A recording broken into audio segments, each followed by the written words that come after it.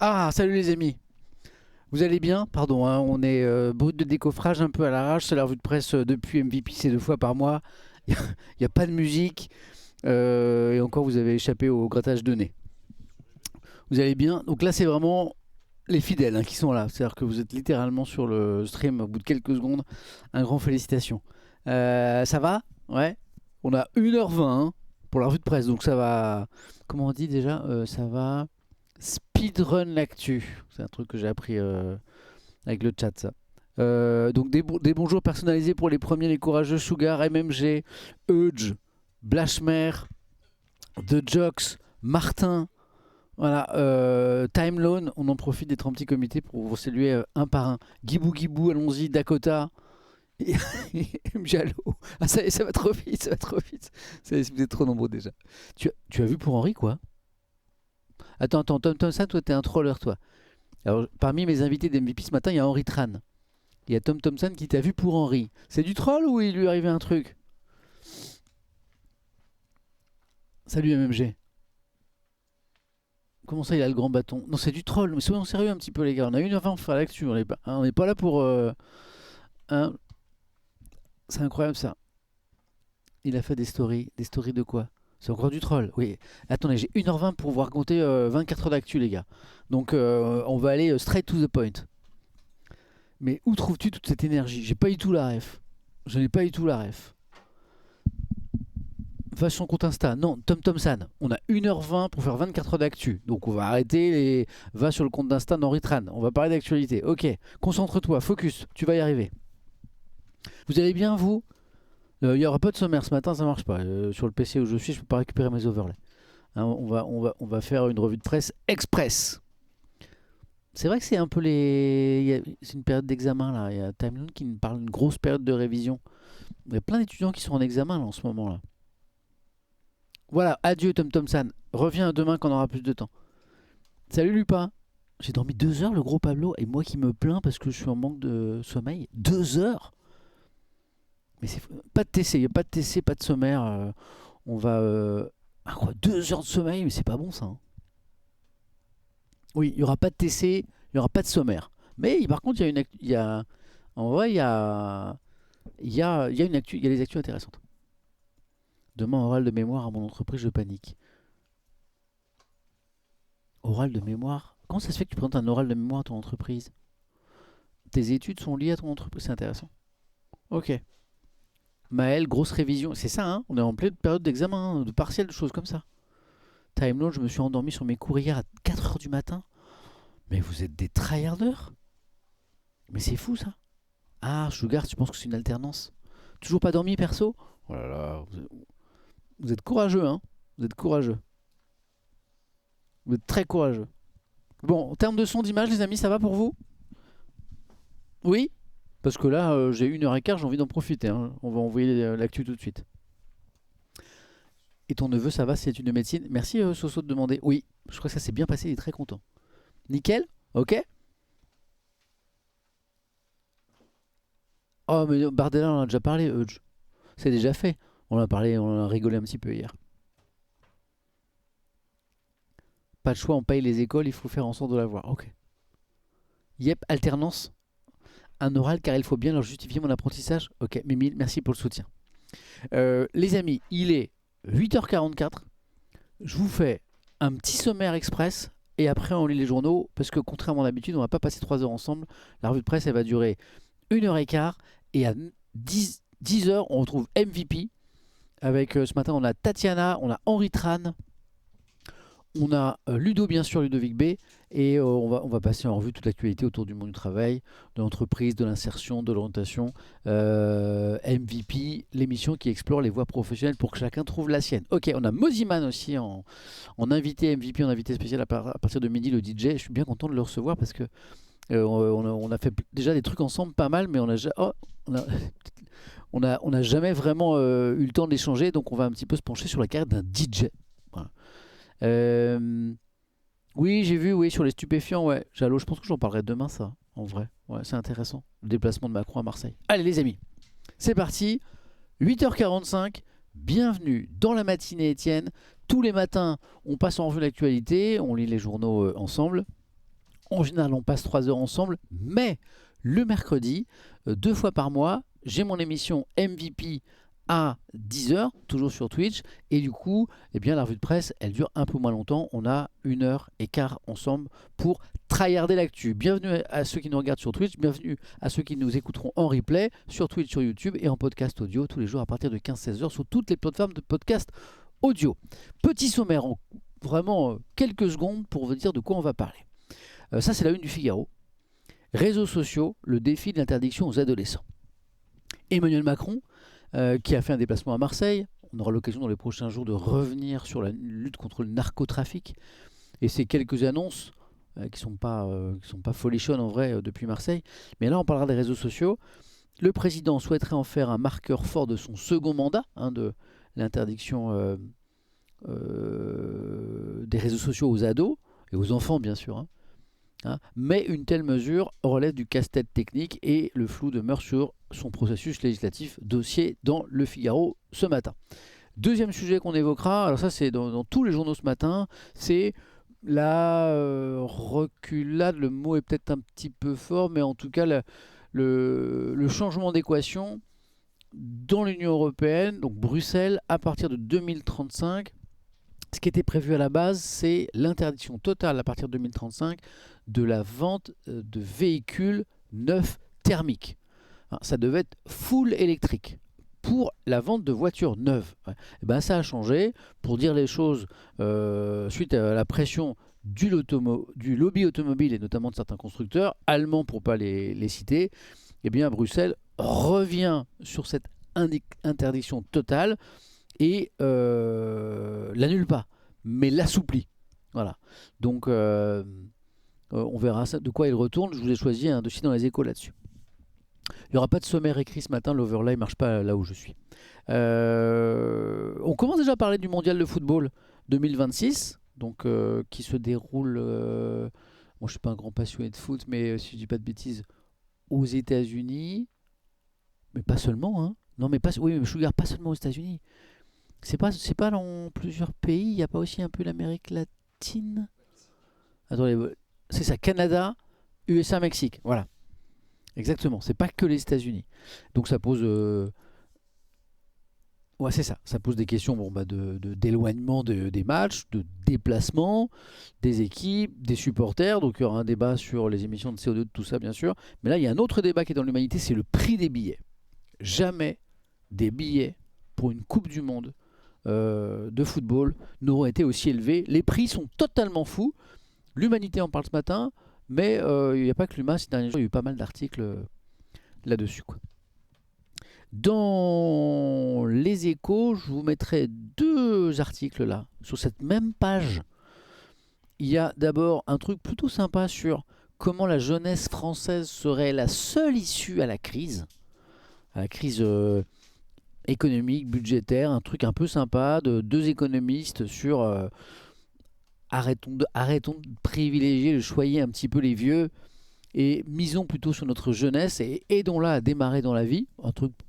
Un petit appel plutôt sympa, je trouve. Et juste en dessous, un article assez court, dommage, qui mériterait vraiment d'être développé, qui mériterait à mon avis, plusieurs pages, là, vraiment un dossier, mais il a le mérite d'exister sur le phénomène e-sport, mais surtout un phénomène e-sport qui est en quête de rentabilité. La passion jeux vidéo, la passion gaming est là, la passion e-sport elle est là, les stades sont remplis, il y a les équipes, etc. Le problème c'est que le modèle est en quête de rentabilité, ça ne rapporte pas encore beaucoup de sous à ces acteurs pour des raisons structurelles. Et on n'ira pas au bout du sujet avec cet article, il est tout petit, vous voyez, mais on évoquera quand même un petit peu cette thématique, ça nous mettra des billes dans la tête pour la prochaine fois. Et alors, il y a un autre truc qui est très présent ce matin, en ce jour de sortie ciné, c'est Avatar 3, voilà. Il y a plein d'articles globalement positifs ce matin. Après, c'est subjectif, une critique ciné. Si ça se trouve, vous, Avatar vous intéresse pas, vous n'allez pas aimer le film. Mais globalement, les critiques sont positives. Et notamment, Libé, vrai coup de cœur pour le film. Carrément la une. Voilà, avec un énorme dossier. Et Libé, clairement, qui a été séduit par cet Avatar 3 qui est un peu plus dark. Voilà. Donc les amis, on a tryhardé le sommaire, maintenant on va tryharder l'actu. Vous voyez, il n'y a pas l'overlay sommaire d'habitude avec les TC et tout. Là, on est On est en configuration un petit peu réduite parce que je suis dans mon studio de MVP, donc j'ai pas tout à fait le même setup. Donc pardon, vous n'aurez pas le sommaire, mais ce que je peux vous promettre, c'est que là on a 1h10 et en 1h10, non, on va même pas prendre les TC Sugar. Mathieu qui s'occupe en fait, pourquoi c'est intéressant d'avoir le sommaire notamment et les TC, c'est parce qu'après, pour les gens qui nous écoutent en podcast, ça permet de donner les time codes, les horaires auxquels les gens peuvent retrouver tel ou tel sujet. Mais là, 1h10, Vincent qui s'occupe de ça, que je salue d'ailleurs, va mettre un bloc d'1h10 de revue de presse directement en podcast audio. Ok. Voilà. Et puis demain, on retrouvera la revue de presse classique. D'accord. Donc, les amis, les gens qui vont nous rejoindre vont peut-être nous interroger dans le chat. Ah, mais pourquoi il n'y a pas de sommaire? Je vous laisse leur dire à chaque fois, bah, c'est normal, il n'y a pas de sommaire cette fois. Ok. Merci d'avance. On a tellement de pubs en boucle pour Avatar que ça donne pas envie de le voir. Il y a beaucoup de pubs en Dragon sur le film, c'est vrai? Ok. Allez, 1h10, c'est parti. Premier sujet. Donc, alors c'est un sujet dont on a déjà pas mal parlé ici. Est-ce qu'il faut interdire les réseaux sociaux aux ados? En général, on dit au moins de 15 ans. Alors, on en a parlé à plusieurs reprises parce que c'est un projet depuis longtemps, une réflexion depuis longtemps, notamment du président français, du président Macron. L'Australie vient de le faire, hein. L'interdiction des réseaux sociaux, et les réseaux sociaux au sens large, hein, TikTok, Instagram, mais aussi YouTube, mais aussi Kik, mais aussi Twitch. Voilà. Alors se pose la question de l'applicabilité du non-contournement petit VPN qui va bien de cette mesure, mais c'est un débat intéressant. Donc c'est le premier pays au monde à l'avoir fait.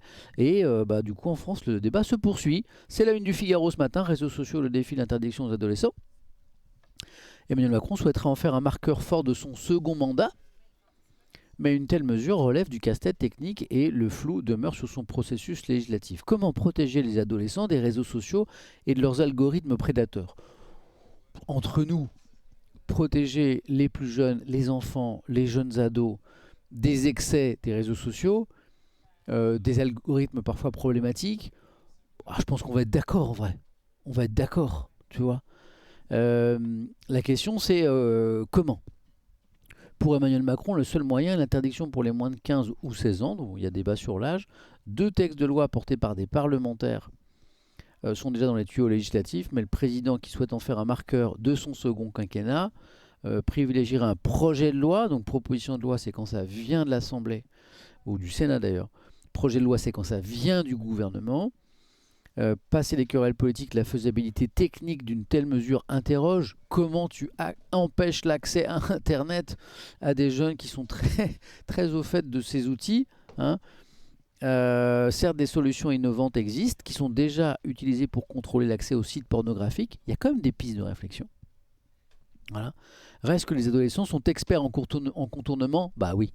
Hein, et qu'une telle mesure ne fonctionnerait qu'en concertation avec les autres États européens. En attendant, les parents organisent la résistance avec un mouvement pour grandir mieux sans smartphone. À ce propos, je vais lire ton message, Pop Smoking, dans un instant. À ce propos, en Australie, il y a eu des sondages, vous savez, sur cette interdiction des réseaux sociaux aux plus jeunes, hein, qui vient d'être mise en place. Et on voit que les jeunes ne sont pas super pour. En revanche, dans les enquêtes d'opinion, les parents sont super pour. Les enseignants aussi. Pop Smoking écrit: oui, les réseaux sociaux constituent une véritable catastrophe pour le développement de nos jeunes. Je suis assez d'accord en vrai. Pas pour les plus jeunes, ouais. Quand je vois, pardon, je vais dire les termes, mais quand on voit la merde, vraiment le contenu catastrophique que nous proposent certains réseaux, sans qu'on leur demande rien, hein, quand on scrolle. Putain, mais moi j'ai des petits à la maison, franchement, mais qu'on les protège de ça, quoi. Hein, c'est un enfer. Il y a du bon, il y a des créateurs de contenu qui font des choses formidables. Mais pour, pour aller voir ce contenu de qualité, faut aller le chercher. Tu vois, en gros, faut être abonné à ça. Mais quand tu prends le tout venant, quand tu scrolles, c'est un enfer. Protégeons les plus jeunes de ça, quoi. Hein. Euh, Qu'est-ce que c'est l'édito? Est-ce qu'il est intéressant? Je l'ai vite fait. Oui, c'est sur le. Oui, c'est ce qu'on vient de dire. C'est qu'à un moment, il y a quand même une forme d'urgence à protéger les jeunes cerveaux de ce contenu-là, quoi. Voilà, je vais à la fin de l'édito, il n'est pas intéressant.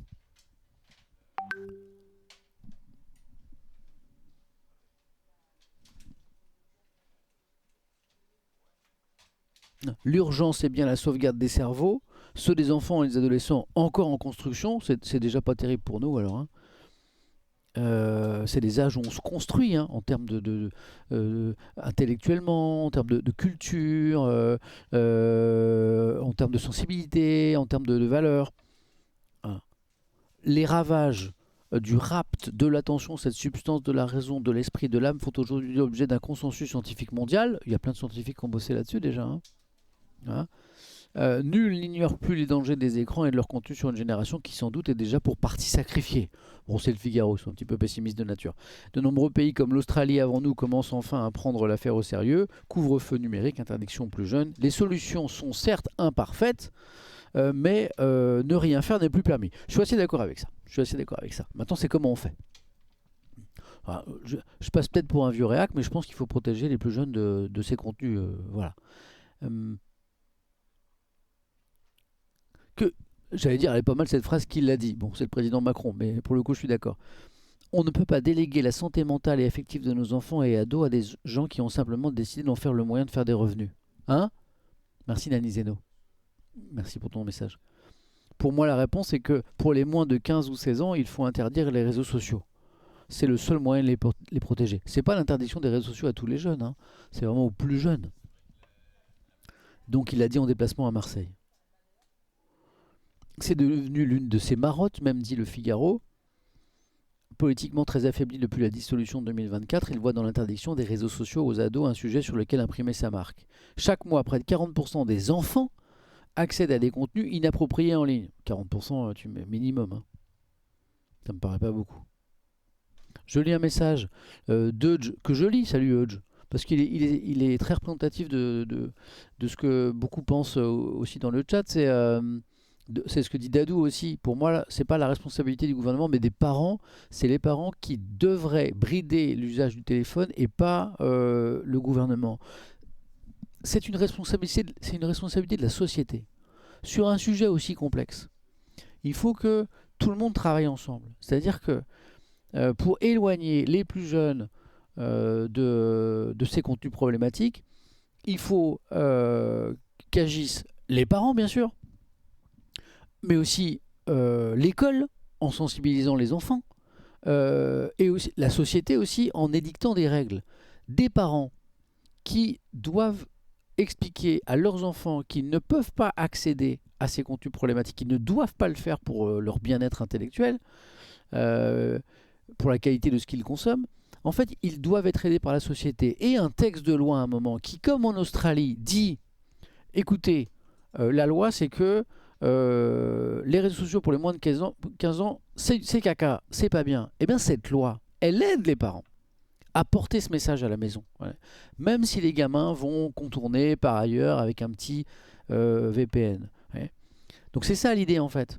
C'est pas dire démission des parents, les parents ne sont responsables en rien dans cette histoire. Les parents sont en première ligne. Mais les parents, à un moment, ils doivent être aidés par la société. La société qui dit, notamment par le vote d'une loi, écoutez, ceci n'est pas bon pour les enfants, eh bien, ça aide les parents dans cette mission. Ça aide les parents dans cette mission. Voilà. Alors chacun se renvoie la balle. Ah, mais c'est pas nous, nous on fait déjà le maximum. Je suis professeur Samuel, c'est dans les programmes l'éducation aux médias, on ne peut pas tout. Plus à l'école, désolé. Chacun doit faire. Chacun doit faire. Chacun doit faire. Voilà. Moi, c'est mon avis sur ce petit sujet-là. Alors maintenant, comment on fait? Alors, il y aurait un texte de loi du gouvernement en début d'année prochaine. Bon. À voir, hein, ça c'est des annonces, hein. Ça c'est l'annonce du président. Je peux très facilement prendre l'engagement qu'il sera voté ce texte avant la fin de ce mandat. Bon, les promesses politiques, ok, on verra, hein. Alors, le flou demeure sur le processus législatif. Est-ce que ce sera une proposition de loi? Est-ce que ce sera un projet de loi? On verra, c'est pas l'essentiel à mon avis. L'important, c'est que cette mesure passe en fait. Voilà. Bon, le président, il partirait plutôt sur un projet de loi. C'est un texte qui vient du gouvernement. Après, on verra quels sont les réseaux sociaux qui sont concernés. Vous avez vu, par exemple, qu'en Australie, c'est très large. Hein, c'est TikTok, c'est Insta, c'est X, mais c'est aussi Kik, c'est aussi Twitch, c'est aussi YouTube, par exemple. Donc ça, en France, on verra. Et est-ce que le texte, il doit être au niveau de la France? Est-ce qu'il doit être au niveau européen? Voilà. Bon, ça, le côté qui va faire, peu importe. Ça, c'est des débats politiques, ça m'intéresse pas. La question, c'est comment on va faire et quand est-ce que ce sera fait. Alors, ce qui est intéressant, c'est qu'il y a eu des précédents, par contre. L'Assemblée s'est déjà cassé les dents sur le sujet. Ne pensez pas que les politiques ne se sont pas déjà emparés de ce sujet, hein. Ils découvrent pas le truc. Une loi introduisant une majorité numérique à 15 ans avait déjà été adoptée en 2023. Ah, sous l'impulsion d'un député Horizon qui s'appelle Laurent Marcangeli. Mais elle avait été retoquée par Bruxelles. Oui, c'est pas si simple. Car jugée non conforme au droit européen. Ah, hein. Depuis, la Commission européenne a fait évoluer sa doctrine. En juillet, l'adoption des lignes directrices sur la protection des mineurs a ouvert la voie des législations nationales sur l'interdiction des réseaux sociaux. Voilà. Donc a priori, peut-être qu'aujourd'hui, on pourrait faire passer cette loi sans être retoqué par le non-respect du droit européen. Ça, c'est plutôt une bonne nouvelle. Ok. Je lis l'article un petit peu vite, hein. C'est dans le Figaro pour ceux que ça intéresse ce matin. Je vois plein de messages intéressants, hein. Je vous lis pas tous, mais... Tu vois, il y a Polyps. J'aime bien ton message. Je remercie ma mère de m'avoir offert un téléphone assez tard et de me laisser très peu jusqu'à mes 17-18 ans. Je me sentais en décalage par rapport aux autres, mais j'avais ma meilleure amie qui n'en avait pas non plus. On profitait mieux de la vie. Vous verrez, un truc qui est en train de se développer là dans tous les pays concernés, c'est des pactes de parents. C'est-à-dire que comment tu refuses à un enfant l'accès à un téléphone alors que tous les copains ont le téléphone? Comment tu refuses l'accès aux réseaux sociaux à un enfant, à un jeune ado, alors que tous ses copains y ont accès? Eh bien, ce qui est en train de se développer, c'est des pactes de parents. Alors, j'ai pas encore trop bossé là-dessus, mais j'ai vu quelques articles vite fait. C'est des parents dans un groupe donné, dans une école donnée, dans une classe donnée, qui se disent ensemble, allez, pour que nos enfants ne se sentent pas isolés en n'ayant pas de téléphone portable à partir d'un certain âge, enfin un smartphone en vrai, hein, ou accès aux réseaux sociaux, eh bien on va se mettre d'accord nous ensemble pour que on fait ça. Voilà. Voilà, donc voilà, on voit les parents qui prennent leurs responsabilités. Ah, c'est pas facile à mettre en place, mais c'est une piste, c'est intéressant. Mm. Le Figaro en parle ce matin dans son dossier d'ailleurs. Alors, une fois le texte voté, s'il est voté, hein, moi je suis toujours prudent en matière politique, s'ouvrira alors un autre chapitre bien plus complexe encore, celui de sa mise en œuvre, avec au cœur l'enjeu de la vérification de l'âge des internautes. L'interdiction des sites pornographiques aux mineurs pourrait servir de référence. Vous savez qu'en France, certains sites sont interdits maintenant euh, aux mineurs. Depuis juillet dernier, vous avez des sites qui sont contraints de vérifier l'âge de leurs visiteurs. Voilà. Alors évidemment, ça peut être contourné, mais je pense que c'est un vrai obstacle, un vrai frein à la consommation de ces contenus. Voilà. Ça a été long, mais c'est en place. Voilà. Et donc du coup, à l'Élysée, on se dit, si on a réussi à le faire en partie pour l'accès à des sites pornographiques, on peut peut-être le faire aussi pour les réseaux sociaux.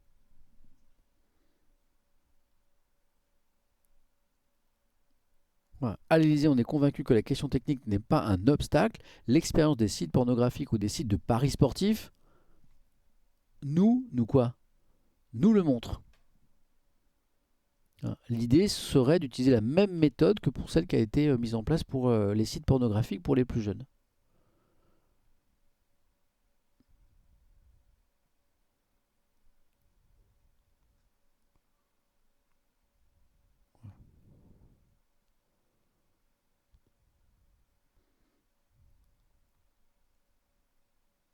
Voilà. Une chose est sûre, je vais directement à la fin de l'article, hein, je speedrun ce matin. Le cas australien, qui vient de le faire, interdire les réseaux sociaux aux plus jeunes, le cas australien oblige la France et l'Europe à accélérer le rythme. Il va forcément changer la donne, estime Justine Atlan. Il devrait nous faire gagner du temps et en précision pour la régulation comme la vérification d'âge. On va peut-être pouvoir s'inspirer de ce qui se passe en Australie. Voilà. Et effectivement, il y a une piste intéressante, c'est que c'est les pactes de parents dont je vous parlais aussi. Voilà. Allez, il n'y a pas de sommaire ce matin, je suis pas chez moi. Oui, c'est déjà, c'est pas voté en Australie, c'est en application Brain Juice en Australie depuis la semaine dernière.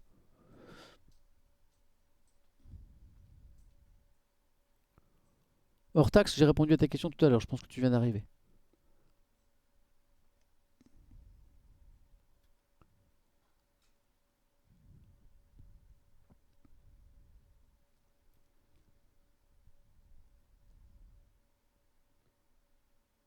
Je vous lis, je vous lis, je vous lis, je vous lis.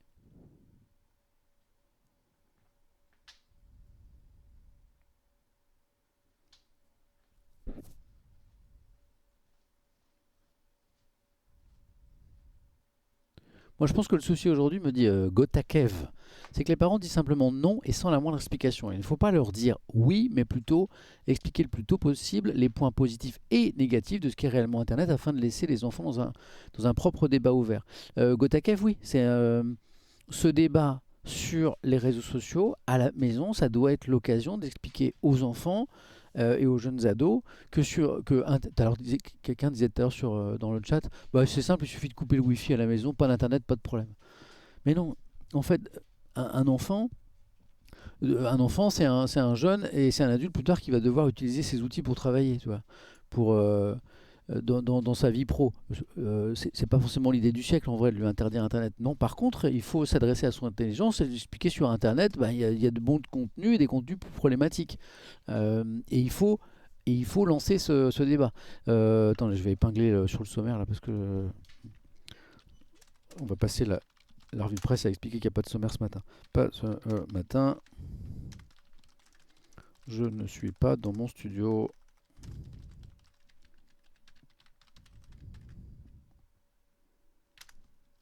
Avec mon setup habituel, voilà. Les modos, je vous l'épingle parce que comme ça vous renverrez au message épinglé, ce qui vous donnera l'occasion de dire hey, tu sais pas lire. Voilà. Voilà, comme ça hop. Voilà. Je vous lis encore un petit peu et j'enchaîne.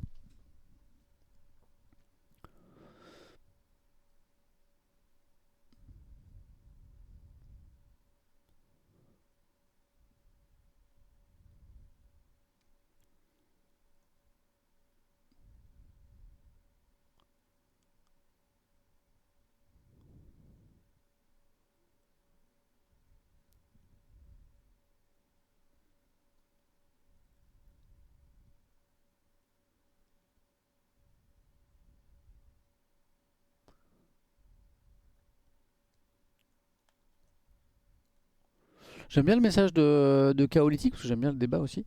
Kaolytique dit hello Samuel, c'est bien beau de vouloir interdire, mais est-ce la bonne solution? Interdire, c'est le meilleur moyen de leur donner envie d'y aller. Bien sûr que les réseaux sociaux peuvent être dangereux pour les cerveaux, mais ce n'est pas plus malin de mettre des moyens sur. Est-ce que ce n'est pas plus malin de mettre des moyens sur d'autres pistes, proposer des alternatives, proposer des sorties, des pauses numériques, de la prévention auprès des parents et des jeunes, de l'éducation et de la prévention? C'est pas en leur interdisant qu'on fait grandir. Je comprends ton point de vue. En vrai, c'est intéressant.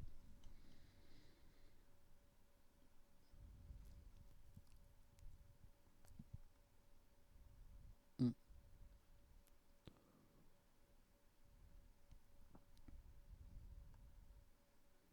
Et d'aucuns se posent aussi la question de la récupération de données personnelles, hein, du risque de dérive, hein, qui me paraît de saucisse tout à l'heure. Et tu avais raison, je comprends.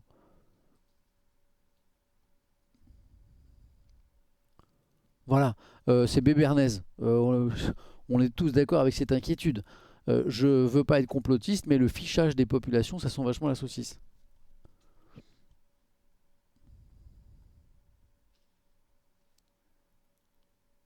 Ouais, c'est hyper intéressant.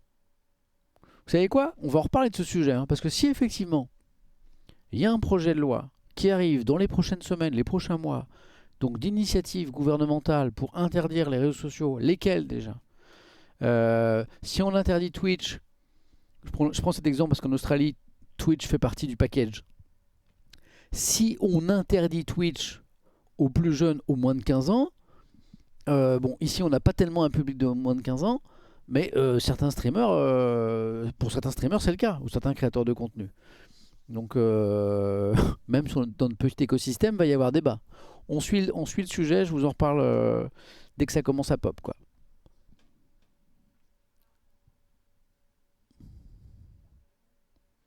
Go interdire la télé aussi. Liu, moi je scrolle beaucoup les réseaux sociaux, je suis désolé, mais quand on scrolle, c'est-à-dire quand on cherche pas un truc précis de qualité, quand on scrolle aujourd'hui Insta, TikTok et surtout X, le contenu auquel on a accès en scrollant un peu par hasard, il est monstrueux. Voilà. Il est problématique pour les enfants, même pour les adultes, quoi. Moi, je suis choqué de ce que je vois quand je scrolle. Quand je zappe à la télé, bon, je trouve pas forcément ça très intéressant, mais ça n'a rien à voir avec la violence des images qu'on m'impose, quoi. Ne comparons pas à ce qui n'est pas comparable. C'est une catastrophe. On en reparlera. Comment ça, pareil pour CNews? Arrêtez, vous allez me faire avoir des problèmes encore. Allez, ça c'est un sujet qui est dans tous les journaux ce matin, c'est la reculade de l'Union européenne de Bruxelles sur ce qui était prévu, l'interdiction de la vente de véhicules thermiques, de voitures neuves, à partir de 2035. Bim, c'est terminé. Reculade, assouplissement de Bruxelles sous la pression, pour dire les choses, du lobby automobile, notamment des Allemands. Alors là, j'ai mis un article dans les Échos.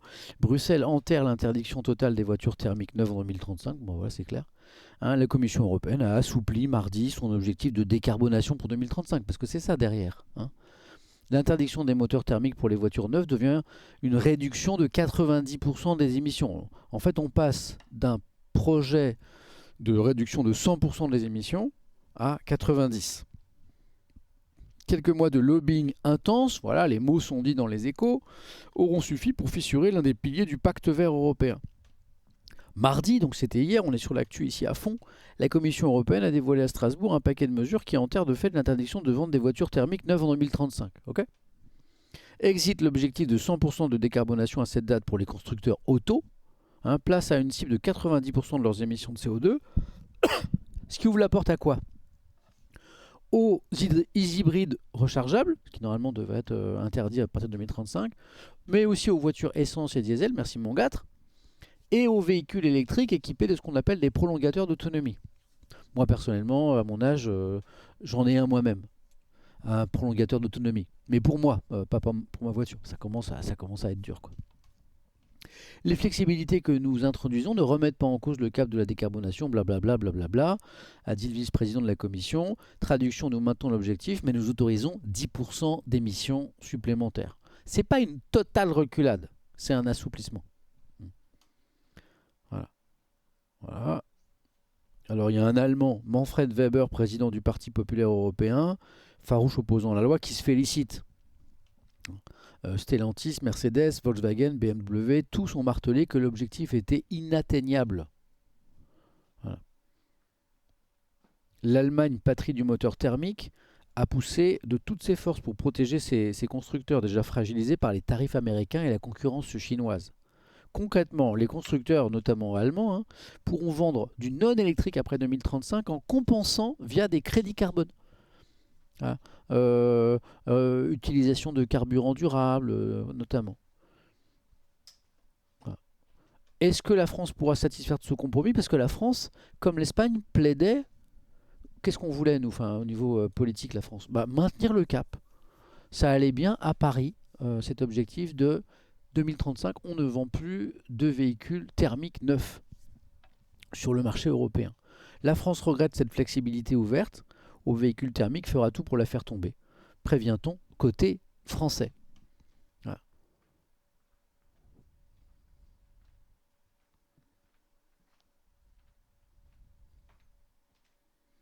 Alors, bonne nouvelle ou pas pour les constructeurs automobiles et notamment allemands. Cet assouplissement ne résoudra pas toute l'équation des constructeurs auto.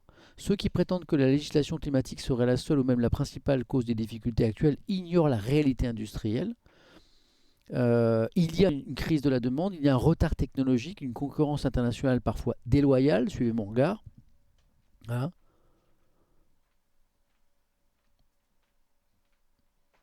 La bataille est loin d'être finie, le texte doit encore être validé par les États membres et le Parlement européen, donc ça n'est pas encore validé, hein, cet assouplissement. Pendant ce temps, les ventes de voitures électriques dans l'Union européenne ont bondi de 26% entre janvier et octobre 2025. Parfois, le marché avance plus vite que les politiques qui croient le guider. Voilà. Ce qu'on lisait hier dans les articles sur le sujet, parce que ça fait plusieurs jours que les journaux en parlent, c'est que c'est ce que dit MMG. C'est ce que dit MMG. MMG GG. Pour le court terme, ça sauve probablement la vie de plusieurs marques automobiles européennes. Sur le long terme, ça va plutôt les sacrifier.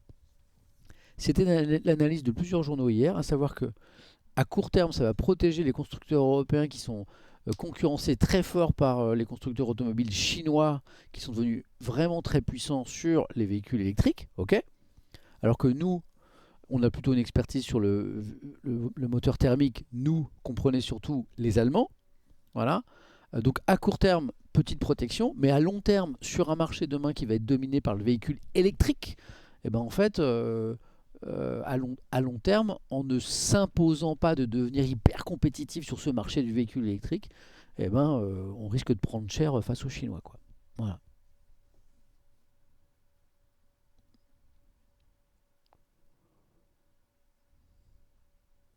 Après, il y avait peut-être un problème d'objectif. 2035, c'est quand même dans pas longtemps. 100% de véhicules électriques 2035 pour les constructeurs européens en termes de calendrier, c'était peut-être compliqué. C'était peut-être compliqué. Sugar est un peu pessimiste, il dit c'est déjà trop tard, on a déjà perdu cette bataille de la voiture électrique. Ouais,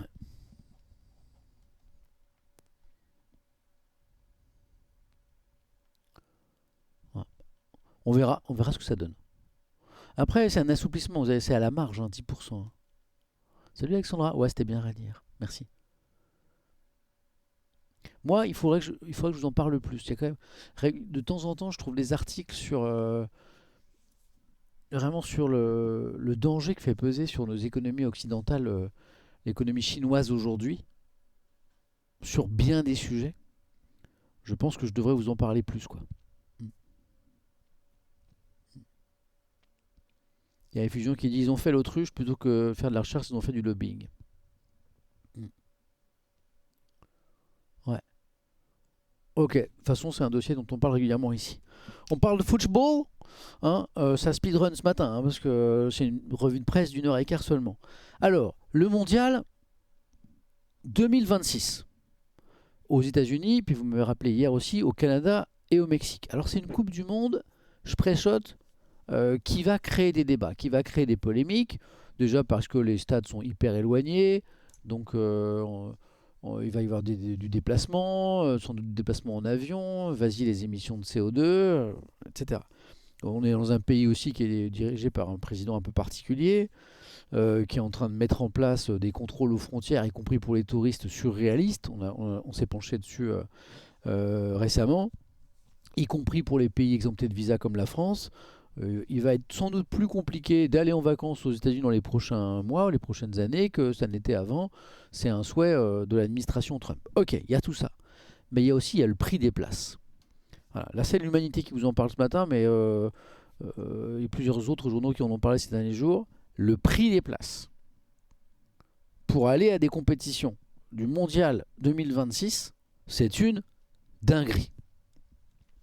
Pour les supporters en partance pour les Amériques, écrit l'UMA, l'addition financière promet d'être salée. Face au prix exorbitant des billets annoncés par la FIFA, certains montent au créneau et pourraient boycotter l'événement le plus suivi au monde. C'est vraiment très cher. Les prix sont fous. Voilà. L'annonce de la tarification afin d'assister aux rencontres fait hurler dans les tribunes. Je crois qu'elle vient d'être faite. Voilà. Il y a un groupe de supporters français qui s'appelle les Irrésistibles qui vient de déclarer entre prix des billets scandaleux, déplacement XXL, hébergement hors de prix, l'addition est plus salée que jamais pour suivre les Bleus. Il en coûtera pour le premier match de poule des Bleus face au Sénégal, le 16 juin, 200 € pour les billets les moins chers. Voilà.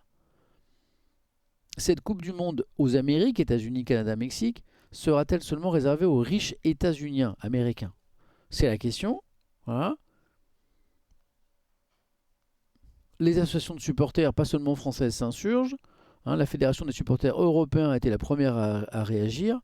Rappelons que la candidature, soit les promesses, la candidature nord-américaine de 2018 pour accueillir cette Coupe du Monde promettait des billets à partir de 18 €. Hein, dans les premiers tours et qu'un parcours complet jusqu'à la finale en coûterait dans les 1900 €. On en est très très très loin de ces promesses. Si vous êtes fan des Bleus, que ceux-ci vont en finale, on le souhaite, vous devez sortir la coquette totale de 1500 € minimum. Voilà. Rien que pour les places. Sans le voyage, sans le logement, etc. On a triplé par rapport aux engagements d'origine. Bon, c'est pas très fair ça en fait de promettre des trucs et de faire x3 après. Voilà. C'est une augmentation jamais vue dans l'histoire de la compétition. Voilà. À titre d'exemple, par exemple, il fallait sortir 90 euros pour un match de groupe en Russie en 2018. Voilà. Un peu plus de 60 euros au Qatar en 2022 et minimum 609 euros pour la finale. C'est pitoyable, depuis des années en France comme à l'étranger, on se bat pour un tarif populaire. Voilà. Et là, le rêve américain s'éloigne. On est abasourdi, c'est la honte du football, dit-on, côté supporter français. Car outre le fait d'avoir le ou les billets en main, reste le prix des déplacements ou du logement. On ne parle même pas des difficultés administratives pour obtenir un visa. Très compliqué, ça va devenir très compliqué.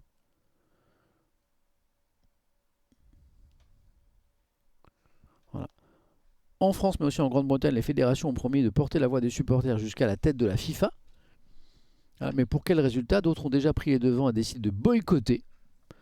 Aujourd'hui, la demande dans les pays européens est faible, constate Renan et Vin. Même cause, même effet pour les irrésistibles français. On avait réalisé un sondage avant pour savoir combien de nos supporters comptaient prendre des billets. Il y en avait environ 200. On l'a refait après l'application des prix. On a perdu la moitié. On est à une centaine de personnes sur les 3 premiers matchs, 33 pour la finale. Voilà. Bon. Est-ce que le prix des places, est-ce que les difficultés de choper un visa de touriste pour les États-Unis, est-ce que le coût global pour un supporter de quelque équipe ce soit pour ce mondial va dissuader certains supporters de venir? On verra.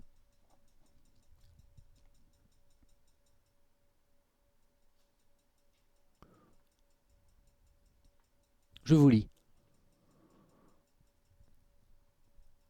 Ça, on en a déjà parlé, Simpson, en début de semaine, mais tu as raison.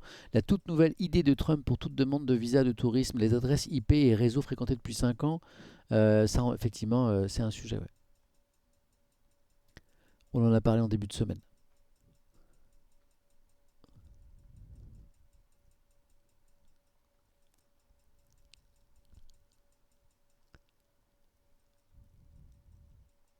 Le truc, c'est que les États-Unis n'ont pas la culture du football européen, me dit Jouet. Pour eux, c'est normal. Tout ça comme par rapport à un match de NBA, par exemple.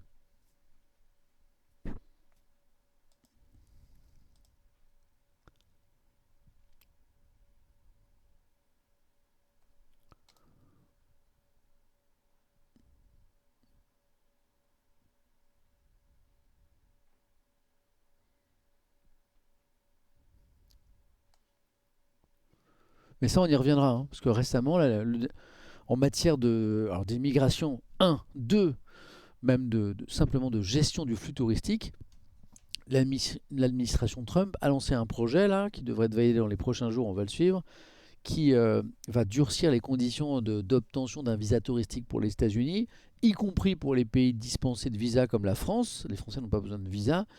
Il y a des mesures de contrôle, possiblement, qui peuvent entrer en vigueur sur ce que vous avez dit sur les réseaux sociaux, sur votre historique de mail, des dingueries. Je vous en ai déjà parlé, on aura l'occasion d'en reparler.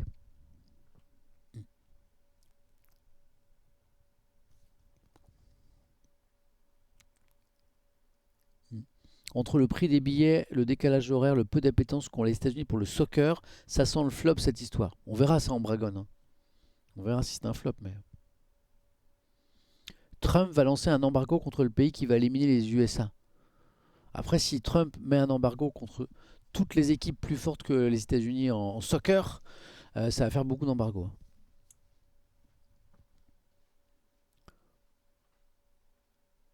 Pour voir le parcours complet de l'équipe de France au Qatar, c'était aussi plus ou moins 1500 euros, rien de nouveau. Alors, t'as pas dû entendre le chiffre. Hein. Là, on est à 7500 euros minimum, aux places les moins chères. Rien de nouveau, c'est littéralement, si je prends ton chiffre, 5 x 5, 5 fois plus. Pour les billets les moins chers. 1500, 7005.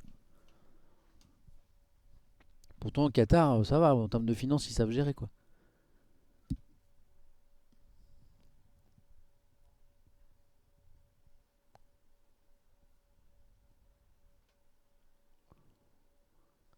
Ah, c'est cher, c'est cher.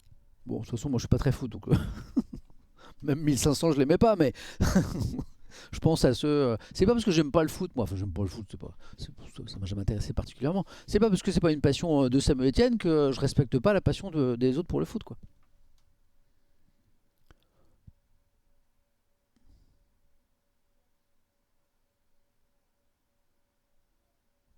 Non, vous avez entendu 1500 parce que j'ai dit 7500. Et vous avez entendu parce que vous êtes des grigous, c'est 1500. Et c'est bien 7500. Et vie, et vie. Vous avez entendu ce que vous vouliez entendre surtout, hein. Alors, un article positif. Bon, pas de sommaire ce matin. Allez, comme il est beau celui-là. La jeunesse, les gars. La jeunesse. La jeunesse française. La belle jeunesse française. La jeunesse qui en est une solution. Fox Fox. Fort Fox là, je te vois. La jeunesse française qui est une solution à la crise. C'est beau ça. C'est un article dans les échos. Voilà. C'est des économistes qui s'appellent Jean-Hervé Lorenzi et Hélène Verizer qui écrivent La jeunesse, la seule issue à la crise française. Salut Samuel, tu te souviens de moi, c'est ta prof de français, Madame Moreau. Je n'ai jamais eu de prof de français qui s'appelle Madame Moreau, c'était ma matière préférée au collège et au lycée. Et je me rappelle de chacun de mes profs de français et je n'ai jamais eu de prof de français s'appelant Madame Moreau. Tonton H 1914, c'est ton premier message sur cette chaîne et ton message il est bizarre. Avec un compte créé hier, me disent les modos.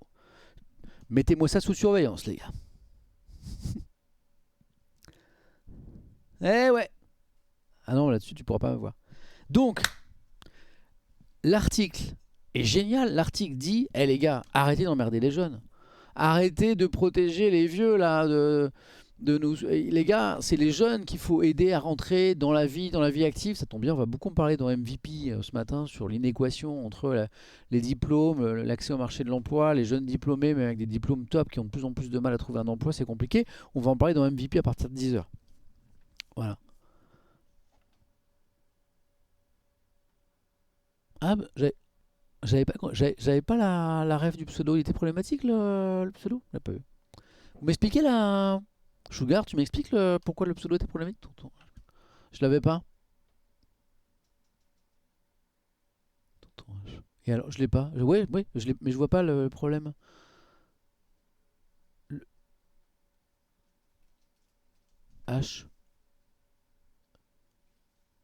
Oh, mais tonton. La lettre en tant que. Mais c'est tonton.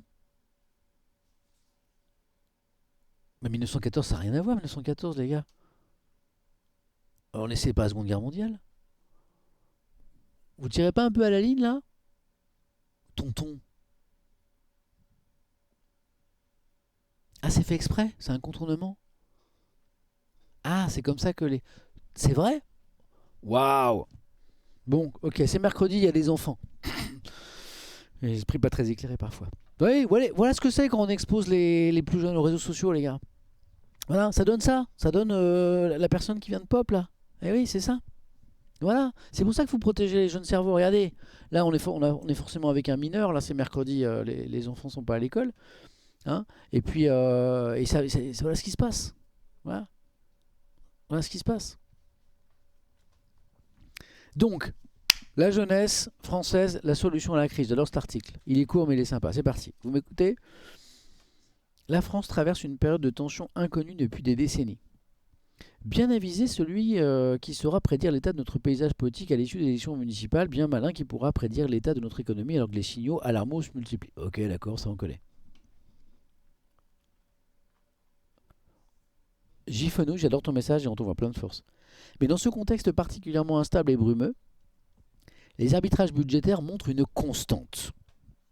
Alors qu'on sanctuarise le système des retraites, qu'on réduit dans le même temps les moyens consacrés à l'apprentissage et à l'insertion des jeunes, ce choix revient à protéger le passé en sacrifiant l'avenir dans une simple vision électorale, parce que non seulement les jeunes se mobilisent traditionnellement peu aux élections, bah ouais, mais c'est malin aussi. En France, c'est les vieux qui votent. Alors comment voulez-vous, un moment les gars, comment voulez-vous à un moment que les politiques protègent pas les électeurs les plus âgés? proportionnellement, c'est eux qui votent le plus. À un moment. Comment tu veux te mettre tous les retraités à dos alors que c'est. À dos, le jeu de mots est sympa. Alors que c'est eux qui votent. Et que les jeunes, ils sont moins enclins à se déplacer aux urnes. Bah oui, à un moment. Ah bah oui. Ce choix revient à protéger le passé en sacrifiant l'avenir dans une simple vision électorale, car non seulement les jeunes se mobilisent traditionnellement peu, mais leur poids démographique ne cesse de reculer, et ce à une vitesse affolante. Allez. La baisse des moyens consacrés à l'apprentissage est un signal d'alarme, estiment ces deux économistes. Quand préparer toute une génération à l'entrée sur le marché du travail devient moins important que préserver, pendant un an, le pouvoir d'achat d'une génération qui, pour la première fois de l'histoire, épargne plus que celles qui la suivent. On peut légitimement s'interroger sur la direction que souhaite prendre notre société. Que dire de ce million et demi de jeunes NEETs, Not in Education, Employment or Training, donc ceux qui sont sans études ni emploi, on aurait pu le dire en français, on aurait gagné du temps, laissés sans perspective d'avenir et dont l'inclusion représenterait non seulement un levier de croissance, mais surtout un formidable outil de cohésion sociale dans une république qui se disloque. Que dit cet article? Qu'on ne choie pas assez les jeunes. Ils ne sont pas assez choyés. On peut également s'interroger sur le gel des aides au logement, les APL, alors même qu'il devient presque impossible pour les étudiants ou des jeunes actifs de trouver un logement décent dans de nombreuses villes.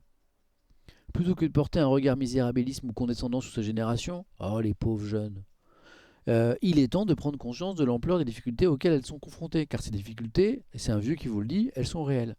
La France a besoin d'innover et de prendre des risques pour s'imaginer un futur qui ne soit pas celui d'une spectatrice dans un monde en plein bouleversement. Nous sommes dans une impasse avec d'une part... Ça va? T'es pas fait mal? Nous sommes dans une impasse avec une part les jeunes qui sont les plus concernés par ce futur avec de vraies alertes sur les priorités à conduire, mais sans avoir le réel pouvoir de les mener, et de l'autre, les plus âgés, qui occupent l'espace de décision avec pour beaucoup, une non prise en compte de ces priorités. Ainsi, tout l'enjeu pour qui s'intéresse à la vie politique française n'est pas tant de savoir ce que veulent les jeunes, mais plutôt de comprendre comment les mobiliser pour bâtir un projet novateur qui permette à la société française de rebondir. C'est beau ça, c'est beau. Salut le kit 13.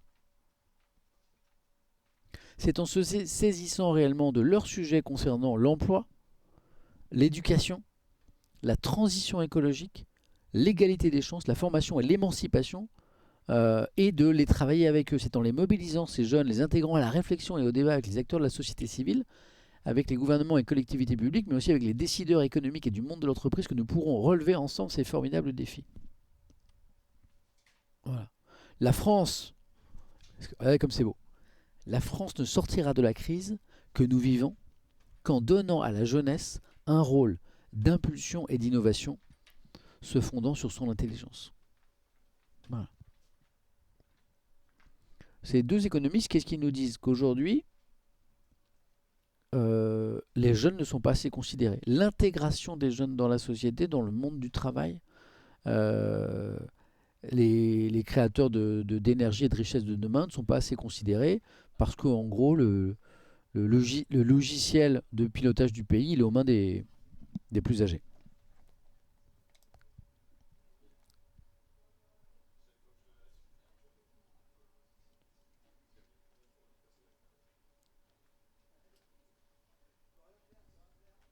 Je vous lis un petit peu.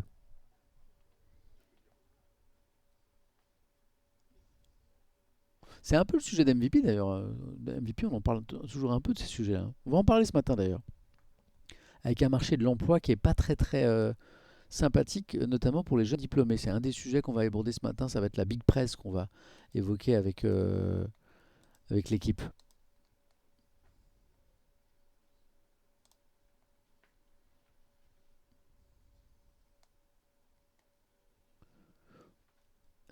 Il y a Gold qui m'inquiète. Quand tu dis qu'il faudrait créer une symbiose entre jeunes et vieux, c'est-à-dire symbiose, qu'est-ce que tu... Symbiose entre jeunes et vieux, c'est-à-dire tu vois ça comment en vrai rassure-moi. Je suis un peu inquiet d'un coup là.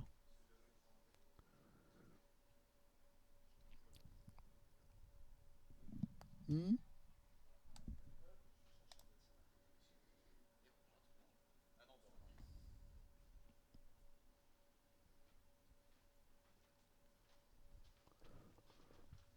Ce n'est pas forcément une question d'âge, tous les vieux n'ignorent pas les jeunes, mais il ne s'agit pas d'individus là, mon nawak.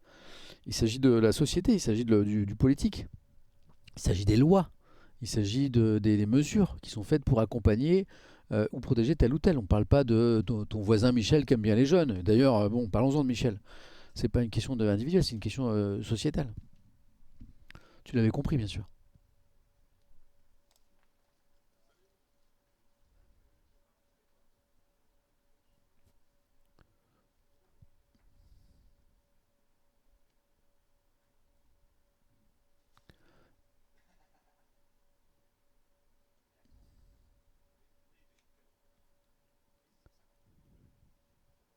C'est un peu ce qu'on fait ici, une symbiose entre les jeunes et un vieux. Ok, merci Yélès.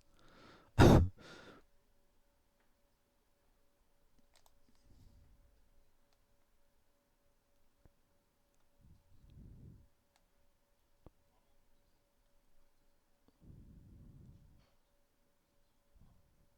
ben, ça tombe bien parce que c'est un des sujets d'MVP ce matin. C'est-à-dire aujourd'hui, comment expliquer plusieurs choses. Que le marché de l'emploi est pas très chaleureux en ce moment pour les jeunes diplômés. Comment expliquer qu'un nombre croissant de jeunes estiment qu'ils ne sont pas employés à un niveau correspondant à leur niveau d'études et de diplôme. Comment expliquer que de plus en plus de jeunes s'estiment déclassés dans leur emploi et de plus en plus envie de changer de secteur. Voilà. Ben, c'est des questions qu'on va. Je n'ai pas forcément les réponses d'ailleurs, mais c'est des questions qu'on va évoquer à partir de 10h dans MVP ce matin. Et j'espère que vous serez avec nous pour en parler.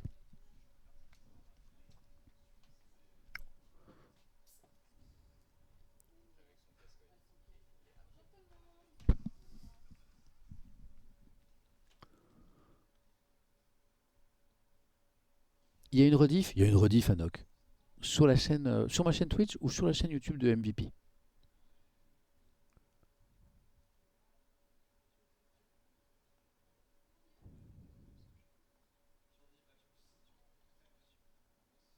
On est trop diplômé, dit Syndrome par exemple. C'est une des pistes de réflexion. C'est un sujet qu'on évoquera ce matin. J'ai pas la réponse moi. On demandera à nos chroniqueurs, à nos invités, puis vous me direz votre avis aussi.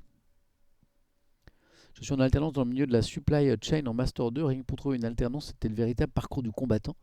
Même les entreprises veulent de moins en moins de jeunes, me dit Soclem. Unpopular opinion, mais elle m'intéresse, Nuno. On surdiplôme les jeunes en faisant rêver d'une quantité folle de jobs nécessitant ces qualifications, alors qu'en fait, non.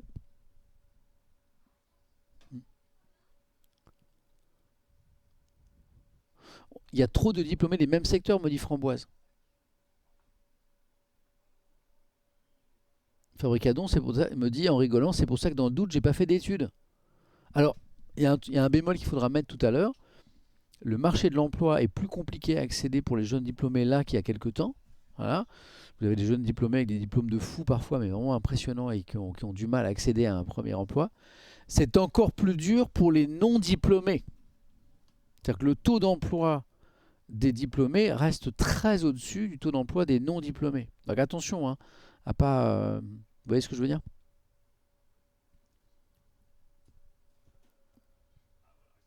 Donc le diplôme reste un outil protecteur, quoi.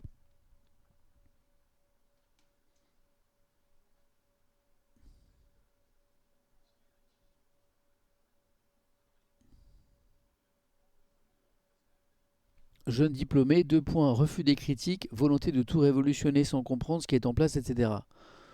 Handball, tu me donnerais ton âge?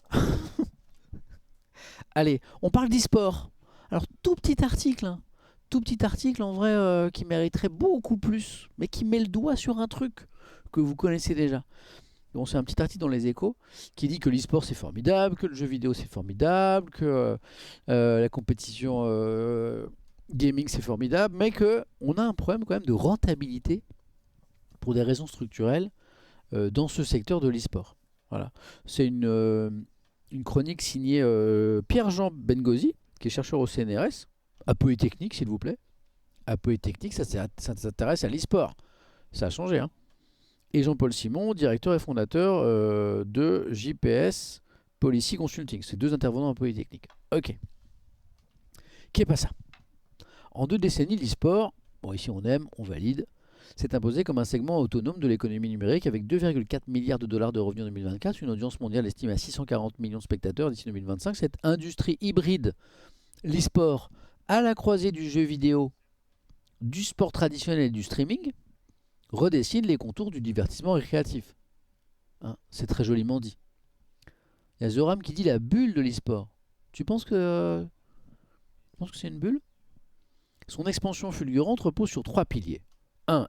L'interconnectivité mondiale permise par le très haut débit. Ouais. Oui, bah oui, oui. C'est mieux d'avoir une bonne co, quoi. Ok. La diversification des supports, PC, console, mobile. L'émergence, enfin, d'infrastructures de compétition professionnelle. La géographie de ce marché révèle une domination asiatique manifeste. Hein. La région Asie-Pacifique concentre 57% des audiences mondiales. Donc c'est quand même un fait encore très asiatique. Contre seulement 16% pour l'Europe et 12% pour l'Amérique du Nord. La Corée du Nord... Merde. Oh, la fatigue du joueur français. Je dis la Corée du Nord et je me dis, mais... Et au moment où je le dis, mais qu'est-ce que vient foutre la Corée du Nord dans l'e-sport? Ça m'étonnerait que ça joue beaucoup là-bas. Et non, j'ai inventé, c'est la Corée du Sud, bien sûr. La Corée du Sud, non mais au moment où je le dis, je me dis, qu'est-ce que je raconte encore? La Corée du Sud, pionnière en la matière, a reconnu le statut de joueur professionnel d'e-sport en 2000.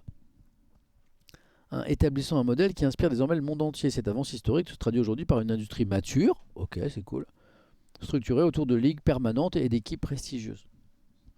Les acteurs clés de cet écosystème se distinguent par leur intégration verticale. Les éditeurs comme Activision, Blizzard, Riot Games ou Tencent ne se contentent plus de développer des jeux, détenteurs de la propriété intellectuelle. Ils financent équipes, tournois.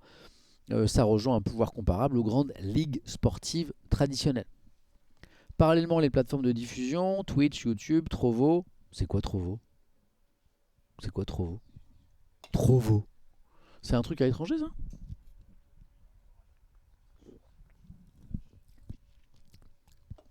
Connais pas? MMG, tu connais pas? Jamais entendu parler, me dit 7 Aucune idée, Monsieur Sugar? Alors ça, c'est pas souvent ça. Qu'est-ce que c'est que ce truc? Trovo. Google est mon ami. Il y a un clavier ici? Ah, il est là, il est sous mes yeux. Oh la vieillesse. Je cherche le clavier, il est là. Trovo, qu'est-ce que c'est que ce truc? Qu'est-ce que l'application Trovo? Anciennement Matcat, service de diffusion en direct de jeux vidéo appartenant à Tencent. Ça vous parle? Donc c'est chinois, Tencent, non? Franck Trovo, joli. On félicite le jeu de mots. Franck Trovo, l'ami de vos cheveux. Ok. Pire que Kik. Ah, ok, d'accord. Ok. Donc, les plateformes de diffusion ont bouleversé le modèle économique du spectacle sportif en contournant les chaînes télévisées au profit de flux en ligne gratuits, financés par abonnement, publicité et sponsoring. Toutefois, malgré les audiences colossales, leur rentabilité demeure fragile. Ah, parce qu'en fait, l'article il est sur le problème de rentabilité de l'e-sport. Salut, Dame Simad. Je rezoome. La trajectoire des joueurs illustre la mutation rapide du secteur d'amateurs passionnés. Ils sont devenus des professionnels sous contrat, équipés, entourés d'équipes pluridisciplinaires, incluant coach, analyste, kiné. Le salaire moyen oscille entre 50 000 et 60 000 dollars annuels. Mais les disparités restent considérables selon la notoriété et la discipline pratiquée. Voilà. Moi, par exemple, je suis joueur e-sport, moi. Tatiana, il y a Tatiana, mesdames et messieurs, qui vient de rentrer dans le studio d'MVP. Incroyable. Parce que là, dans un instant, à 10h, on a MVP avec Tatiana, avec Henri Tran, avec Ludo, bien sûr. Voilà. Nos 3 chroniqueurs avec qui on va rigoler. Ça va, Tatiana? Euh, et plein d'invités aussi. Sur plein de secteurs. Ce matin, on aura un jeune pâtissier incroyable qui fait des trucs de fou. On aura un métier mystère, du coup, je vais pas vous dire qui c'est. On a plein de sujets. Et puis on a Mozima, notre invité MVP à 12h, le célèbre DJ, avec ses Dream Tracks, vous savez, avec qui on va revenir sur son parcours aussi. Donc, je reviens à l'économie de l'e-sport. Les disparités restent considérables selon la notoriété, la discipline pratiquées. Les structures d'e-sport, quant à elles, dépendent essentiellement du sponsoring et du merchandising. Alors cette phrase est très importante. Les structures d'e-sport dépendent essentiellement du sponsoring et du merchandising. Contrairement aux clubs sportifs traditionnels qui s'appuient sur la billetterie et les droits de diffusion. Voilà. Les droits de diffusion, eh bien, les structures d'e-sport ne les touchent pas, quoi. Contrairement à un club de foot, par exemple. Cette professionnalisation ne masque pas la précarité donc de ce modèle économique. Porté par l'interconnectivité croissante, la démocratisation des équipements, l'innovation constante des développeurs, l'e-sport reste une industrie en quête de rentabilité. Voilà. La plupart des acteurs accusent encore des pertes, révélant la difficulté à monétiser durablement une audience jeune habituée à la gratuité des contenus en ligne. Voilà. Sugar me dit ce qui mène parfois des sponsors un peu sombres, notamment sur des jeux comme Counter-Strike. L'e-sport illustre ainsi l'émergence d'un marché de niche devenu phénomène de masse, mais dont la viabilité économique reste à construire. Voilà. C'est vrai que souvent on entend parler des difficultés de... Oh, tu es prête? Clotilde. Clotilde est avec nous pour nous faire beau, mesdames et messieurs. Nous approchons de 10 heures. Clotilde, maquilleuse de son état, une des plus talentueuses que j'ai rencontrées, va nous transformer. Voilà. Est-ce que tu veux que j'enlève mon casque? C'est fort. Oh, t'es incroyable. Bonjour Clotilde. Bonjour Clotilde. Bonjour Clotilde. Coucou Clotilde. Comment ça va avoir du boulot? Ça va en vrai. J'ai pas beaucoup dormi, mais force à Clotilde, il y a du boulot. Vous êtes grave, hein. C'est fou ça. Voilà. Et donc Clotilde va me sublimer, va me transformer. Dans un instant, vous verrez le glow, la restauratrice en patrimoine et monuments historiques. Ils sont méchants, hein. Ils sont méchants. Vous êtes... Mais arrête de bouger. Clotilde Lagotte. Vous êtes génial. Hein? Comment ça, peintre en bâtiment? Mais arrêtez, c'est fou ça. Vous êtes méchants. Voilà. Mais c'est vrai que quand on entend parler de nos clubs e-sport préférés, on entend souvent parler des difficultés de financement. Hé, il y a l'ami Henri Tran. Tu vas, Henri? Arrête, il est con. Tu es beau. Ça va, Henri? T'es chaud? Je suis content de te voir. Tu vas bien? Les gens m'ont dit, va sur le compte d'Insta de Henri, je sais pas quoi. J'ai pas eu le temps. Il se passe des dingueries sur ton compte Insta. Mais c'est quoi cette sorte de gros bâton? Valorette. Oui, quoi? Bah, j'ai le bâton de riz. Tu l'as acheté? Ouais. Parce que tu l'avais. C'est ça l'histoire du bâton. Tu l'avais pas? Henri vient d'acheter le gros bâton que j'avais acheté sur Valo. Il est incroyable, Henri. Il sait tout faire. Il sait tout faire. Il sait tout faire. Quel artiste. À tout à l'heure, Henri. Donc voilà. Entre héritage du sport traditionnel et logique propre au numérique, le secteur doit inventer de nouveaux modèles de revenus pour s'ancrer durablement dans le paysage du divertissement mondial. En gros, on nous dit si vous aimez l'e-sport, attention les gars, parce que c'est un modèle économique qui est encore fragile. Voilà. Ce qui a commencé dans les cybercafés des années 2000 est devenu une industrie internationale, mais son avenir dépendra de sa capacité à concilier spectacle de masse et équilibre financier. Clotilde, je peux enlever un petit peu mon casque si tu veux. Hein. T'es sûr pour accéder aux endroits les plus reculés? Ok, tu me dis. Hein. Ok. Tom Thompson, des excuses sont attendues, monsieur Etienne. Oui, Tom. Mais bon, tu sais, le mercredi, j'ai moins de temps aussi. Arrête de bouger, laisse Clotilde. Mais je bouge pas. C'est fou ça. Ah, elle me dit ça va là. Ça va là. Ok. Eh ben on est bien. Les amis, c'est un peu... Bon, on speedrun un peu l'actu 2 fois par mois le mercredi, vous savez, parce que j'ai MVP. Donc la revue de presse, elle fait 1 heure, 1h15 au lieu de 3 heures. Vous m'en voulez pas. Mais je suis content parce qu'on aura réussi à aborder tous les sujets. On va finir avec du cinéma avec Avatar 3 aujourd'hui. Je vous rappelle ce qu'on a évoqué aujourd'hui. Le défi de l'interdiction des réseaux sociaux aux ados en France. Bruxelles qui enterre l'interdiction totale des voitures thermiques neuves en 2035. Le prix des billets pour la Coupe du Monde de football 2026 aux États-Unis, une folie. La jeunesse, seule issue à la crise française et les questions de rentabilité de l'e-sport. Et on finit avec le cinéma. Regardez, c'est carrément la une de Libé. Alors, il y a plein d'articles ce matin dans la presse. Il y a vraiment mercredi, c'est jour de sortie cinéma dans les salles en France, et il y a plein d'articles sur Avatar 3, hein, le dernier qui sort aujourd'hui.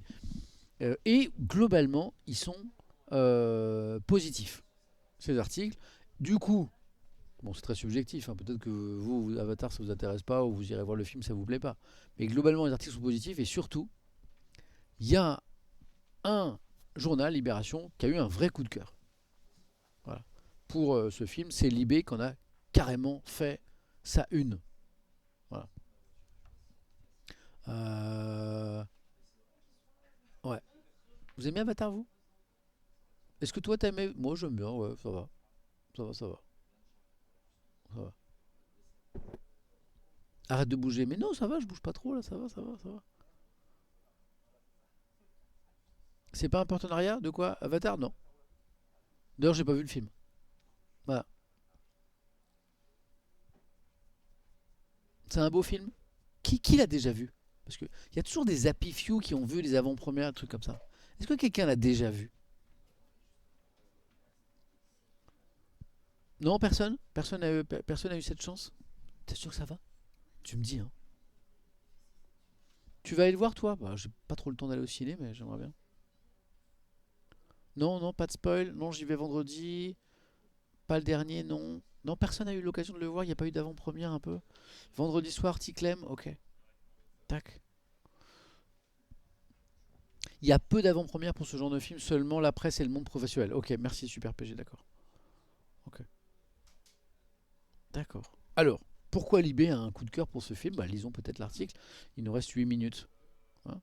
J'ai trouvé le un top, le 2 c'est du déjà vu, et c'est long, je voulais dormir. J'avoue que moi aussi, j'ai plutôt préféré le un. Ouais.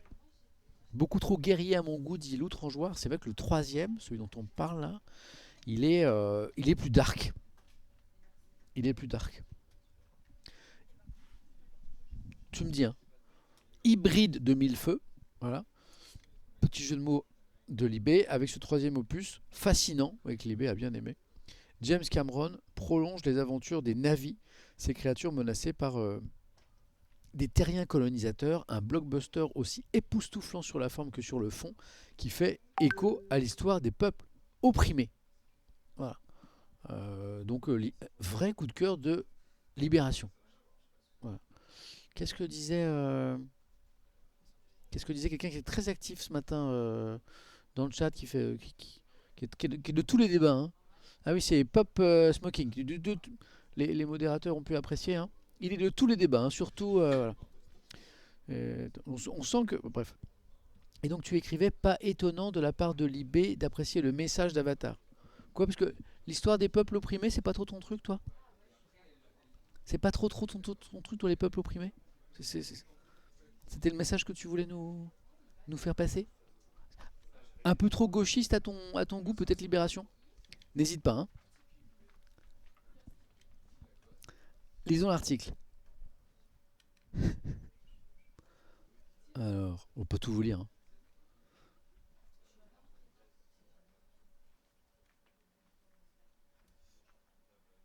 Ouais, il est long l'article. Oh là là, ça parle de peinture de la haute renaissance et de l'ère néoclassique. Tu veux pas me raconter le film plutôt là? Oh là là, il est long. Alors, le récit, j'y suis. Le récit prend la suite directe de La Voix de l'eau, donc c'est le 2, c'est ça, hein, avec lequel il forme un diptyque. L'essentiel des deux films a été filmé entre 2017 et 2020 avec la technologie de la performance capture, qui consiste à saisir les voix, expressions et mouvements des interprètes en situation et à en réinjecter les armatures dans les images façonnées en post-production. Voilà. Les gens qui disent ptique, parce que je dis diptyque, je vous vois. Hein. Jack Sully, l'humain dans un corps de Navi, et Neytiri, la Navi sans terre, accompagnés de leurs enfants tous hybrides, un métis, un clone né d'une immaculée conception, un humain né sur Pandora et élevé chez les Navis, sont en fuite et en deuil. Leur fils, Netayam, a été tué dans la guérilla contre les terriens extractivistes qui considèrent plus que jamais Sully. T'aurais un petit peu de Carmex après, à la fin? Merci. Le dissident comme l'ennemi numéro un, et tous tentent de surmonter la tentation du talion, le ressentiment. Des partisans du nihilisme qui montent surgissent bientôt en la personne de Varang, magicienne du feu et de son clan. Je crois que c'est elle. Je crois que c'est la dame là. Qui ont muté après un cataclysme volcanique en société pirate et agressive et pactiseront comme une évidence avec les humains pour s'en prendre aux navires et à la nature. C'est les méchants. C'est les méchants. Ce troisième volet est donc le premier à creuser dans sa propre cosmogonie les racines du mal plutôt que de s'en remettre à l'envahisseur humain.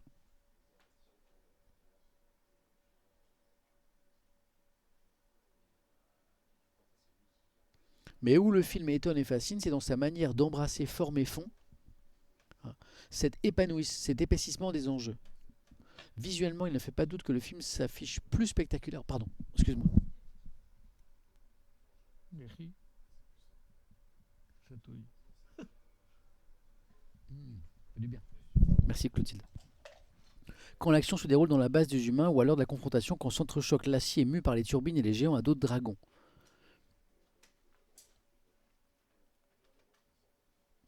On ne doute pas de la ferveur utopiste de Cameron quand il figure le monde des bons navis, bons sauvages proverbiaux dont la sagesse nous est présentée comme un aboutissement de symbiose entre la culture et la nature. Mais ce troisième opus nous le montre plus que jamais, rattrapé par la fascination de la tragédie, son affection des causes perdues.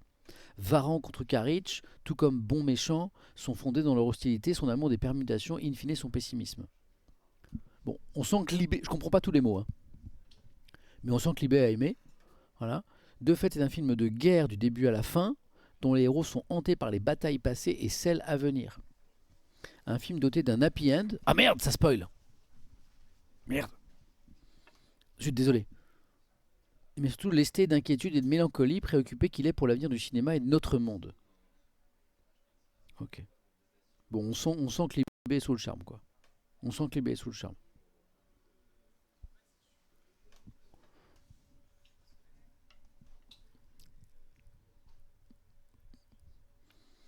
J'aurais du temps, j'irai le voir. Access Nagumo écrit, je crois que tu n'as pas tort, Libération juge plus le côté politique et sa portée que le film en lui-même. Oui. Après, j'ai vu d'autres articles ce matin, je peux essayer de vous les trouver. Parisien, par exemple, a impressionné aussi pour d'autres raisons, plutôt sur le plan technique en fait. Tu vois. Jusqu'où ira Avatar? Voilà. Ah, il s'est actualisé. C'est pas bon ça. Quand je commence à plus avoir accès à Internet alors que j'en ai besoin pour MVP là qui arrive là. Sympa la petite actualisation du Parisien là à l'instant. Ah voilà. Le débit est pas fou ici en vrai.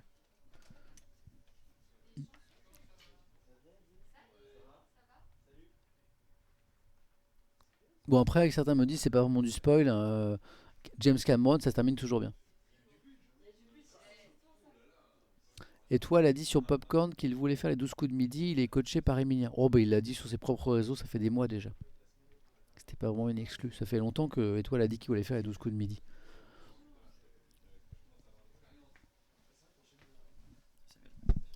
Ah merci à toi. Merci. Oh mais il va être 10h bientôt. Ah quoique. C'est vrai. Je dis c'est pas un spoil avec James Cameron, ça se termine souvent bien, me dit le chat. Et Klamaki nous dit Titanic ça se termine bien. Ah, c'est pas faux. Je t'entends Paul. Ça va? Ça va être l'heure d'aller bosser? Titanic, ça finit pas si mal en vrai. Bon, il y a le monsieur qui arrive pas à monter sur la planche là parce qu'elle est trop petite. Oui, mais c'est parce que la planche elle est trop petite. Donc, il y en a, la dame là, elle est vivante. Rose. Donc, hein, en vrai, quand même. Tiens, vous voulez que je vous montre à quoi ça ressemble un conducteur? Parce que là, il y a MVP qui arrive là. On est en train de. Dans 30 secondes, on va y aller. Attendez, je vais là. Ouais, là, ça c'est le conducteur d'MVP là. Je leur montre, hein. C'est transparent ici. Ouais, ça c'est le travail de. Venez, il y a Paul. Paul, qui est le rédacteur en chef de l'émission, qui a mis son magnifique pull de Noël. Paul. Et vous allez voir, d'ailleurs, moi aussi je spoil. Comme Libé, on a un petit décor de Noël dans MVP. Il y a du sapin, il y a de la boule. Je peux. Il y a de la. Ouais, enfin, il y a de la boule, vous m'avez compris, il y a de la guirlande quoi. Voilà. Et là, c'est le conducteur là. Il y a tout, tout. Le sommaire. Le petit jeu du début, la big press, on va parler notamment des jeunes diplômés. Oh, attends, il faut pas que je vous montre tout parce qu'à un moment il y a l'invité mystère. Il y a l'invité mystère. J'ai failli spoiler l'invité mystère. Voilà. Donc ça c'est ça. Voilà. Après on aura l'entretien MVP, je vous montre tout avec Moziman. Voilà, avec toute la vie de Moziman là sur l'interview qui est écrite là. Et puis après ça, c'est les Sam Informe, c'est les petites pastilles que j'enregistre pour les réseaux sociaux de MVP. Voilà. Un bon vieux Excel, exactement chez Ronex. Ouais, ouais. Il est beau mon sommaire. Et vous allez voir, il est beau mon sapin. Voilà, moi j'attends le feu vert de la régie, je suis chaud, je suis prêt. Voilà, ouais, ok. J'ai mon café, j'ai mon téléphone. Tiens, je vais préparer ma batterie. Est-ce que j'ai besoin de batterie? Oh non, 70% en vrai, ça va. Je laisse mon sac là, ça va? Ça va aller? Que comme va me le récupérer? On va, ah oui, à un moment, il y aura un atelier gâteau. Il va y avoir un atelier gâteau, on va pâtisser. J'aime pas trop ce mot. Je trouve que la pâtisserie c'est un univers fascinant, mais il y a des gens qui disent. Je poserai la question à mon invité. Je trouve que pâtisser, le verbe pâtisser, merci à toi, je trouve pas ça joli. Ouais, il y a des gâteaux. Les boules, elles sont belles? Les boules, elles sont belles, ouais. Très belles.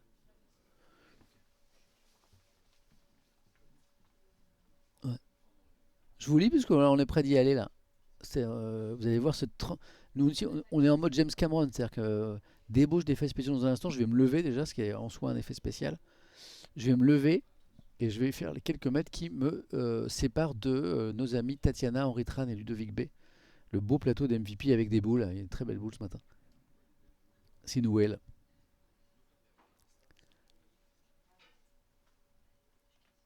Voilà. Et puis, merci d'avoir été avec moi ce matin. Alors, la revue de presse, quand il y a MVP, elle est plus courte, mais on a quand même bien passé en revue l'actu. Et pour ceux qui ont raté le début, vous avez tout ça en replay sur Twitch si vous êtes abonné, sur YouTube sinon, et en podcast audio sur toutes les plateformes de podcast à partir de 15-16 heures. C'est l'ami Vincent qui s'en occupe. Voilà. Apple Podcast, Deezer, Spotify, tout ça. Si c'est joli, pâtisser, tu trouves le mot pâtisser? Ouais, pas fou moi. Ouais.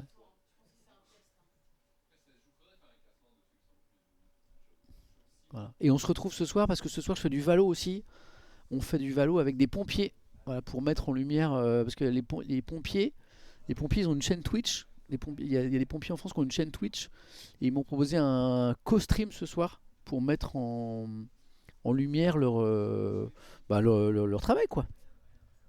Donc ce soir c'est du valo avec les pompiers. T'as récupéré ton compte? Pas trop non. Je- On va voir si c'est pas sûr que ça marche en fait. Mm, mm. Et puis demain il y aura du Fortnite et vendredi je sais pas encore. Faudra peut-être faire du LOL quand même, hein. Ouais, ce sera sympa. Bah, j'espère, hein, sinon je me barre, hein. Salut Captain Oui Oui. Je suis pas venu ici pour souffrir moi. Tu me dis Paul, hein? Ah, d'accord, ils sont pas prêts, ils sont pas prêts, pas de souci. Pas de souci, pas de souci. Trop content que tu reçoives des pompiers vu les péripéties que j'ai eues avec eux récemment. C'est-à-dire les péripéties des pompiers, c'est-à-dire Sugar. Raconte-nous. Vendredi, petit lol, peut-être on fera un petit lol, hein. De toute façon, en ce moment, on est sur un triple arc, hein. Si ça joue pas à LoL, ça joue à Valo, si ça joue pas à Valo, ça joue à Skyrim, quoi, en gros. C'est pas mal comme arc. C'est un triple arc. Les agriculteurs, on en a parlé, ouais, on en a parlé hier, on en a parlé la semaine dernière déjà. Bon, on en reparlera bien sûr. Raconte-nous tes aventures avec les pompiers, Sugar. Ouais. J'espère qu'ils sont pas trop forts d'ailleurs. À Valo, je veux dire les pompiers. Je connais pas du tout leur niveau. Un petit feu qui s'est déclaré dans mon bâtiment la nuit de vendredi. Mais entre les cambriolages et les incendies, mais c'est un peu Pierre Richard, non? Et les pompiers ont géré de fou? Incroyable. Mais on pourra les remercier ce soir. Vrai problème de trouver des volontaires chez les pompiers, me dit Simpson25, et peut-être pas assez de recrutement dans les collègues pour participer au JSP. C'est les jeunes pompiers, ça, hein? Ça va? C'est super, merci à toi. Ok. Mon pauvre Sugar. Un peu chat noir, ouais. Tiens, puisqu'on a quelques minutes avant que la régie me donne le feu vert, là, je vous le disais, on est un peu sur un triple arc LOL Skyrim Valo. Il y a un autre jeu auquel vous aimeriez que je joue régulièrement ou pas? Les beaux gosses.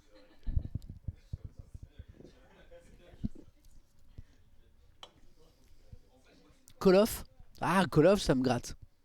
J'avoue que le Call of avec Zach m'a donné envie de rejouer à Call of. Peut-être déjà de faire le mode histoire du dernier Call of, le Black Ops 7 là. Et de jouer un petit peu aussi en multi, ouais. Arc Raider, c'est marrant, j'arrive pas à être hypé par Arc Raider, je sais pas pourquoi. GTA RP, ok. CS2, Elden Ring, Helldivers. Ah, vous êtes très nombreux à me demander Arc Raiders. Je sais pas. Peut-être que je passe à côté du jeu, je sais pas. Hades 2, Overwatch, Clair Obscur, mais je sais que t'aimes pas. Si, j'aime Clair Obscur. Mais j'ai fait 3-4 streams dessus, quoi. Franchement, tu te débrouilles comme un chef sur Call of, c'est faux, mais c'est gentil par contre. Ok, on m'a dit qu'il y a un tout petit problème de colorimétrie sur le plateau. On est en train de rajouter les couleurs de Noël, parce qu'on est en train de vous préparer un plateau MVP aux couleurs de Noël. Voilà, hein, ça va manger de la bûche et tout. Dispatch, je l'ai fait. Bono, je l'ai fini, Dispatch. Excellent. Baldur's Gate, CS, ce serait magique. J'ai joué vite fait à CS, hein.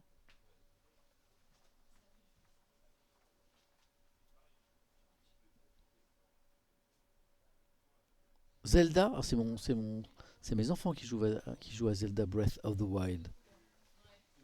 Oui, t'as la tête un peu verte. Ah non, ça c'est pas la lumière, c'est vraiment ma tête par contre. Mario Kart avec la commu?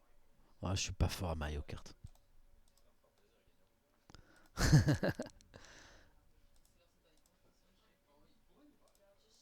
Arc, Poker Ayoush ou le serveur d'étoiles?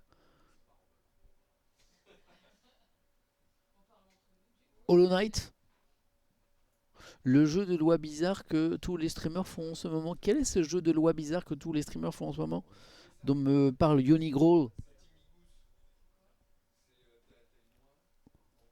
Ah, c'est bon, je peux y aller? Bon, ok, bon, j'ai envie de faire pipi, mais c'est pas grave, j'irai dans 3 heures. Non, c'est trop tard là. Tant pis. Bon, ah bah attends, bah. Bon, non, non, tant pis. Non, non, j'ai mis une poche, on va y aller. Allez, let's go, c'est parti.